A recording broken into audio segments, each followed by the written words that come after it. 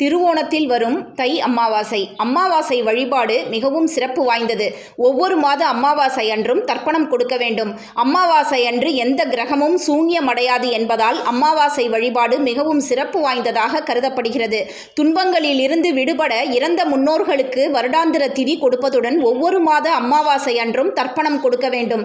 காலச்சூழல் காரணமாக திதி கொடுக்க முடியாத நிலையில் இருப்பவர்கள் ஆடி அமாவாசை, மகாலய அமாவாசை, தை அமாவாசை ஆகிய தினங்களில் கண்டிப்பாக தர்ப்பணம் கொடுக்க வேண்டும். சாஸ்திரப்படி ஆடி முதல் மார்கழி வரையுள்ள காலத்தில் முன்னோர்களான பித்ருக்கள் தங்களது உறவுகளை பார்ப்பதற்காக இந்த பூலோகத்துக்கு வருகின்றனர். அவர்கள் பித்ருலோகத்தில் இருந்து புறப்படும் நாள் ஆடி அமாவாசை. அவர்களை நாம் நினைவில் வைத்திருக்கிறோம் என்பதை தெரிவித்தது போலவும் அவர்களை பூமிக்கு வரும்படி அழைப்பு விடுப்பது போலவும் ஆடி அமாவாசை அன்று அவர்களுக்கு தர்ப்பணம் கொடுக்க வேண்டும். அவர்கள் பூமிக்கு வந்து சேரும் நாள் மாலைய அமாவாசை ஆகும். அன்று அவர்களுக்கு தர்ப்பணம் கொடுக்க வேண்டும். பித்ருலோகத்தில் இருந்து வந்த நம் முன்னோர்கள் திரும்பவும் பித்ருலோகத்துக்கு செல்லும் நாள் தை அமாவாசை. அன்று அவர்களை வழி அனுப்பும் விதமாக தர்ப்பணம் கொடுக்க வேண்டும். தை அமாவாசை இந்த வருடம் வருகிற 9ஆம் தேதி வெள்ளிக்கிழமை வருகிறது. சூரியன் பித்ருக்காரகன், சந்திரன் மாதுர்காரகன். இவர்களை சிவசக்தி சொரூபமாக சாஸ்திரங்கள் கூறுகின்றன.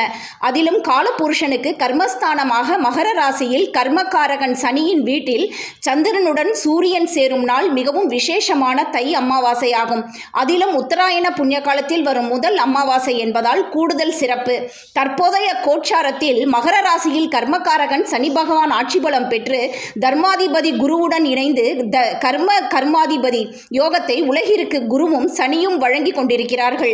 இந்த காலத்தில் சூரியனின் சந்திரனும் இணையும் போது உத்திராடம் மற்றும் திருவோணம் நட்சத்திரத்தில் உருவாகும் தை அமாவாசை மிக மிக சிறப்பான உன்னதமான பலன்களை வழங்கும் என்பது மறுக்க முடியாத உண்மை.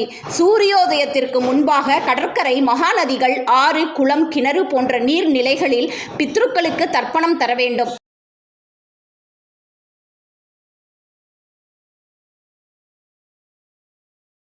என்ன நேயர்களே, இந்த பதிவு உங்களுக்கு பிடித்திருந்தால் லைக் பண்ணுங்க, ஷேர் பண்ணுங்க, சப்ஸ்கிரைப் பண்ணுங்க. நன்றி.